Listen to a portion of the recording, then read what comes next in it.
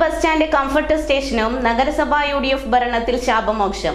മുലയൂട്ടൽ കേന്ദ്രമടക്കം ഉൾപ്പെടുത്തി നവീകരിച്ച take a break നാളെ 4 മണിക്ക് തിരൂർ നഗരസഭാ ചെയർപേഴ്സൺ AP നസീമ പൊതുജനത്തിന് സമർപ്പിക്കും. 2 പതിറ്റാണ്ടിലേറെ കാലമായി തിരൂർ ബസ് സ്റ്റാൻഡിലെ കംഫർട്ട് സ്റ്റേഷൻ നിരവധി തവണ അടച്ചിടുകയും ഇടക്ക് തുറക്കുകയും ചെയ്തുകൊണ്ടിരിക്കുന്ന അവസ്ഥയായിരുന്നു. മഴക്കാലം വന്നു കഴിഞ്ഞാൽ തീരെ ഉപയോഗിക്കുവാൻ കഴിയാത്ത രൂപത്തിലായിരുന്നു ഇതിൻ്റെ അവസ്ഥ. കഴിഞ്ഞ കാലങ്ങളിലുണ്ടായ ഭരണസമിതികൾ ഇത് പലവട്ടം റിപ്പയർ ചെയ്തുവെങ്കിലും ശാശ്വത പരിഹാരം ഉണ്ടായിരുന്നില്ല. ആയിരക്കണക്കിന് ആളുകൾ ദിനേന വന്നു പോകുന്ന മലപ്പുറം ജില്ലയിലെ തന്നെ ഏറ്റവും വലിയ ബസ് സ്റ്റേഷനായ തിരൂർ ബസ് സ്റ്റാൻഡിലെ ദീർഘദൂര യാത്രക്കാർക്ക് പോലും പ്രാഥമിക കർമ്മങ്ങൾ നിർവഹിക്കുവാൻ കഴിയാത്തതിനാൽ ബസ് തൊഴിലാളി സംഘടനകളുടെ നേതൃത്വത്തിൽ നിരവധി സമരങ്ങളും കഴിഞ്ഞ കാലങ്ങളിൽ നടന്നിട്ടുണ്ട്. ഏറെ ചർച്ച ചെയ്യപ്പെട്ട മൂത്രമൊഴിക്കൽ സമരമടക്കം കഴിഞ്ഞ ഭരണസമിതിക്ക് നേരിടേണ്ടി വന്നിട്ടുമുണ്ട്.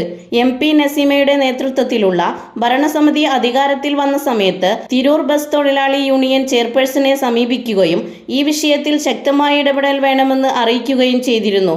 വേണ്ട രൂപത്തിൽ ഇടപെടണമെന്ന് അന്ന് AP നസീമ വാക്കു നൽകുകയും ചെയ്തിരുന്നു. നിലവിൽ 20 ലക്ഷം രൂപ ചിലവാക്കിയാണ് ടേക്ക് എ ബ്രേക്ക് പുനർനിർമ്മാണം നടത്തിയിരിക്കുന്നത്. സ്ത്രീകൾക്കും പുരുഷന്മാർക്കും വെവ്വേറെ ടോയ്ലറ്റ് യൂണിറ്റുകളും പുരുഷന്മാർക്ക് 10 യൂറിൻ യൂണിറ്റുകളും മുലയൂട്ടൽ കേന്ദ്രവും അടക്കം ഭിന്നശേഷി സൗഹൃദ ശൗചാലയമായിട്ടാണ് തിരൂർ ബസ് സ്റ്റാൻഡിലെ ടേക്ക് എ ബ്രേക്ക് പുതുതായി സ്ഥാപിച്ചിട്ടുള്ളത്. വ്യാഴാഴ്ച വൈകിട്ട് 4 മണിക്ക് തിരൂർ നഗരസഭാ ചെയർപേഴ്സൺ AP നസീമ ഇത് പൊതുജനത്തിന് സമർപ്പിക്കും. ന്യൂസ് 99 തിരൂർ.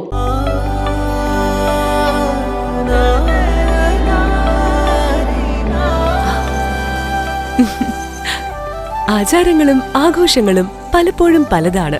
അതുപോലെ തന്നെയാണ് നമ്മൾ അണിയുന്ന ആഭരണങ്ങളും.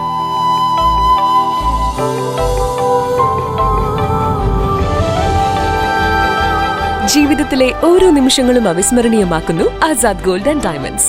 Azad gold and diamonds, Thazhepalam, Tirur.